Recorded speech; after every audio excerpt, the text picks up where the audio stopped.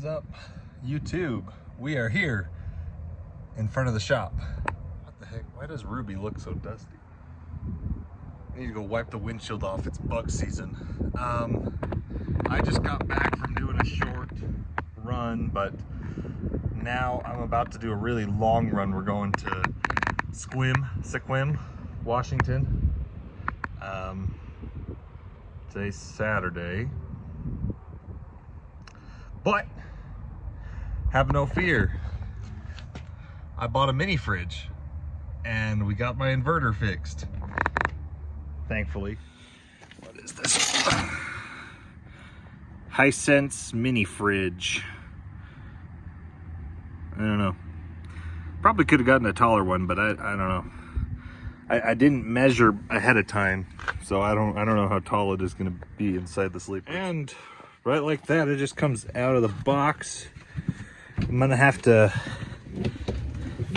set it on something because I can feel it running in there. There's some Dr. Pepper. I don't have any actual food with me, but this way I can have some water and some drinks that are cold. Yeah, there you go. So yeah, I'm gonna have to build some sort of stand or something. But yeah, I probably could have gotten one that was a few inches taller, but you know, 80 bucks is 80 bucks. Could have gotten a used one for cheaper, but I mean, I don't know. But yeah. So other than fixing my inverter, we also did a service on Ruby. I don't know. I'm still trying to figure out how often I should service this truck. So I'm thinking, because it's an older engine, I mean, she runs great. I don't have like hardly any blow by. She still leaks a little bit of oil, but not even bad. Thinking I'm going to service her between 10 and 15,000 miles, I think. I don't know how often I'm supposed to service this thing. I can tell you this, the new Cummins, we service about 25 to 30,000 miles. So yeah, so all my new trucks, my Cummins and my Packars, that's when we do it. 25,000 miles, we'll start planning and bringing them in. But she looks all good and clean. A little bit of a wet spot here. That's because they had to do the fuel water separator filter, then the oil filter and fuel filter. Detroit gray and blue. We're not cats here. But anyways, yeah, coolant looks good, nice and red, not dark and mucky. We didn't have to drain it. That's usually one of the biggest signs on the Cummins engines that I watch for, because the Cummins engines, the coolant, they have tons and tons of coolant problems in their liners. So anyways, let's get her fired up, start working on our pre-trip.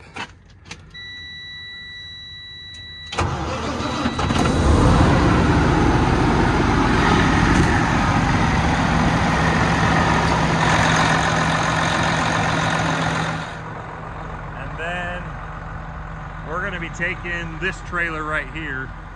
I got this trailer loaded yesterday. It's my ugly trailer. Notice something about my symbol. I've talked about it before, but this trailer was in an accident. It wasn't our fault. Actually, my brother Caden was driving and somebody hit him and they had to replace these front 3 panels, and it cut my symbol off, and just haven't paid to get it fixed yet. Look like that. That's what it's supposed to look like. But you know, money's tight. Trying to save money, and we almost never use my trailers anymore anyway, so what's the point of fixing up these old trailers if they're not even worth using? I mean, I got like, gosh, I got 10 trailers now, and I've still got 5 of them in the yard. So we're not even using our own trailers. But whatever. We'll get hooked up pre-tripped. I pre-tripped it yesterday, but the tires were all right. So, anyways, let's get hooked up.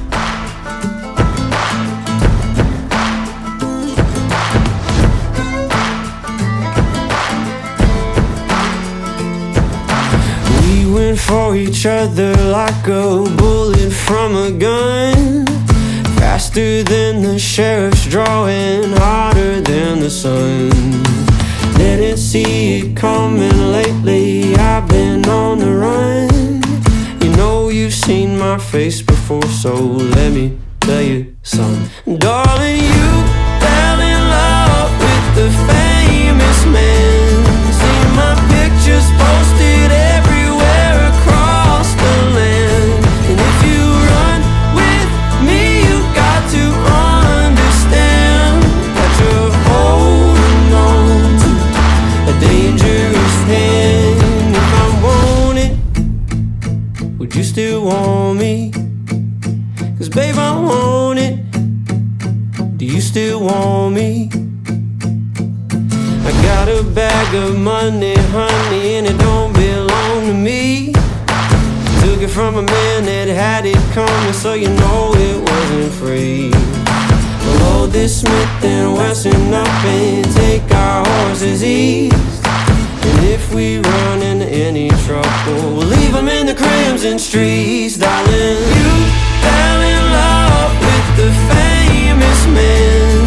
See my pictures posted everywhere across the land. And if you run with me, you got to understand that you're holding. What's up? I am here off of an exit, almost to Boise. I'm a little bit annoyed because I was kind of hyping myself up to go to the gym. I recently switched and I got a Planet Fitness membership again. I canceled my Vasa membership because Vasa is only in Utah, and Planet Fitness is, you know, countrywide, nationwide. And I thought that Planet Fitness was 24/7, 7 days a week, you know, open 24 hours a day, every day. Turns out they're open 24 hours a day, weekdays. And Saturday and Sunday, they close at 7. So I got all hyped. I opened my Monster. I was gonna go work out and take a shower at Planet Fitness, but it is now 6:30, and by the time I get there, it'll be 7 at the Planet Fitness in Boise. So yeah, I'm kind of pissed off, but whatever. But at least I'm happy because this is cold, because it's been in my fridge. This was in my garage at home, and it was warm this morning. And now that it's been in the fridge for 4 or 5 hours, it's cold. So my fridge is working. That's good. Let me tell you about this load we're on. This load is for a direct customer of mine that we haul for occasionally. It's not a big customer. It's like, it's one of those direct customers that it's like they give you a load like once or twice a month.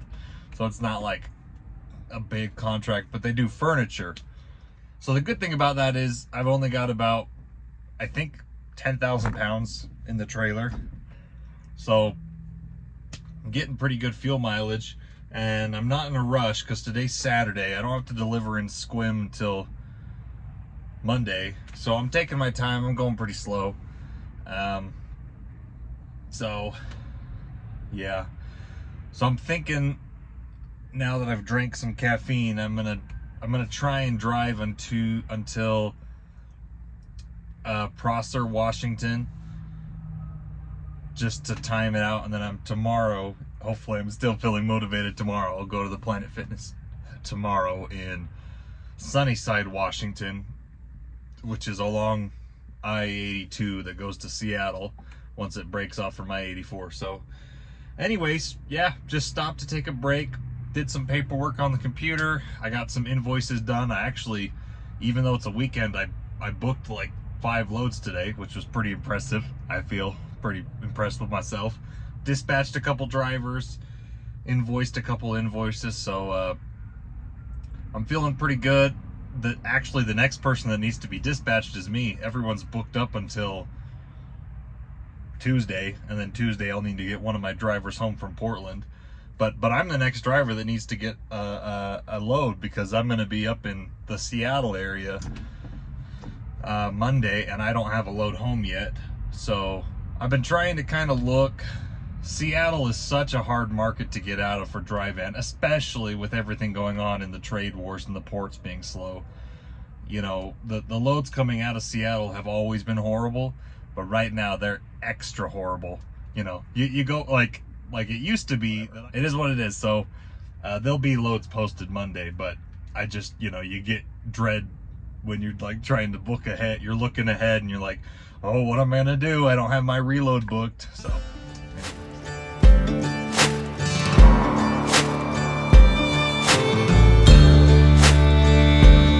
just you wait to listen for the storm. Hear the difference in the wind. When dark clouds form and start to turn, I'll run again. Far away when the hurricane comes in.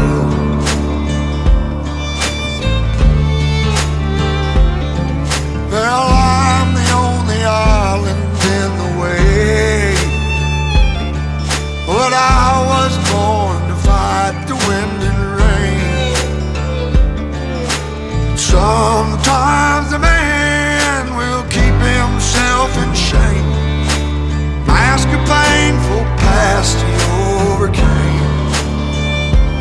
Oh yes, oh, oh yes.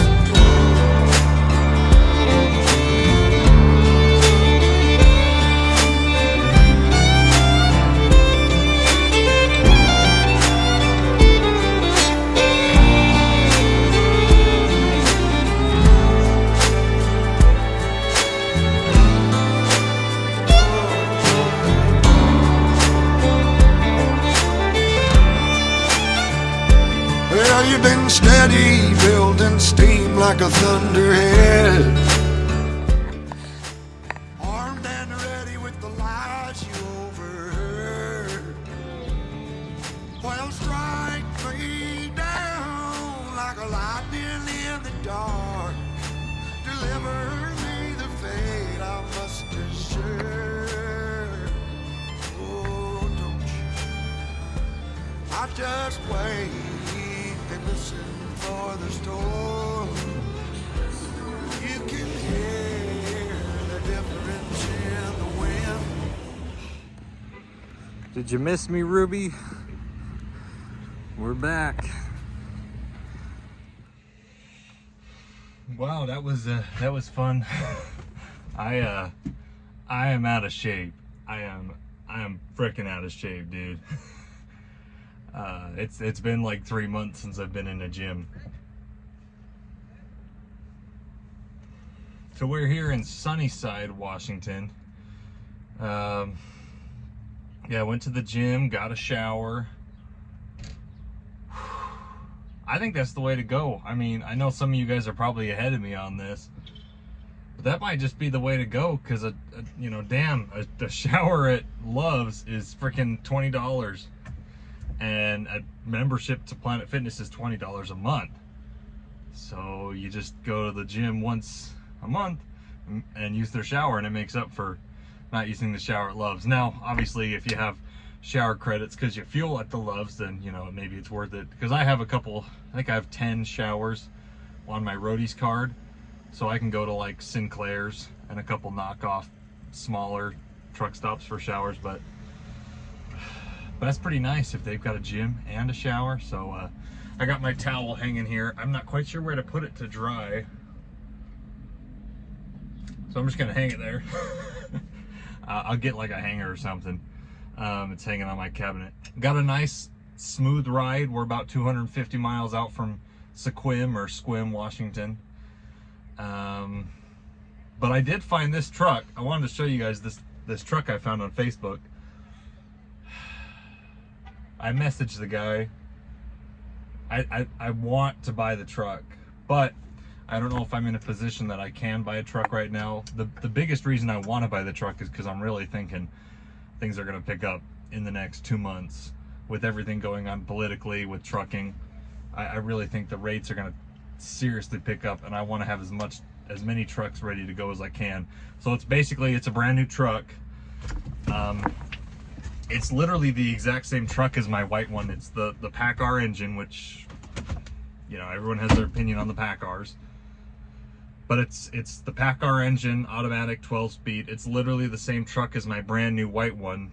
Only difference is, and I messaged the guy to get some clarification, there is no manufacturer's warranty because it was damaged in transport to the truck dealership. It was on order from a Peterbilt dealership, and it was damaged in transport, so it was sold to a third party from the insurance company.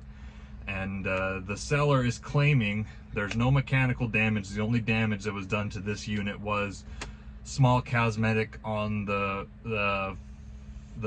wind fairing at the back of the sleeper, and that was all repaired. He didn't have pictures to prove it. I asked him for pictures of the accident. He didn't have. He said he would have to look, but he says that mechanically it's fine, and he's willing to drive it to the nearest place to have it inspected if I wanted to get an aftermarket warranty, because there is no manufacturer's warranty. And I didn't know this. Manufacturer's warranty, if you buy, I mean, I don't know if you could buy directly from the Peterbilt manufacturer's plan or not. You can only get manufacturer's warranty when it's certified at a dealership. I didn't know that. So there is no warranty, but I could get a warranty for about $8,000. A 2-year, 200,000 mile warranty, easy peasy. And if it is brand new, I theoretically shouldn't have any catastrophic problems with it, right? So, I mean, for that price, and it matches my other trucks, because I already have 5 other blue trucks. I don't know. What do you guys think? Should I go for it? I sent a message to the bank to ask if they could approve me. I don't know if they'll approve me because we already bought 2 trucks this year. So, and I bought a trailer. So I bought 2 trucks and a trailer this year. But I'm potentially looking at selling some of our day cabs. So maybe if I could get out from under those day cabs, I could get another sleeper truck. I just, you know, when you see prices like that for a brand new truck, you're like, dude, these trucks used to go for $100,000 more. This same truck, if it would have been sold 2 years ago, it would have been listed for $220,000 from any Peterbilt dealership. And it's listed now, although it's from a private seller, it's listed for $130,000. It's literally $100,000 less than it would have been from a dealership. No FET tax because it's already been transferred. You know, it's not coming from a dealership, so there's no FET tax. There's no, I mean, it's like a private sale of a truck, so there's no weird loopholes. The title should be fine. He said the title's clean. They didn't salvage the title, so that shouldn't have any problems on it. I don't know. Let me know what you guys think. Should I make an offer on this truck? Maybe if I offered him like 120, I wonder if he'd take it. Probably not. But I just can't believe how cheap that is, man. We'll see. Ruby's still my favorite truck, but maybe I'll get another truck. I don't know. See, this video is probably getting too long, so maybe I'll end it here. We're going to be heading to Seattle, and we'll catch you guys in the next video.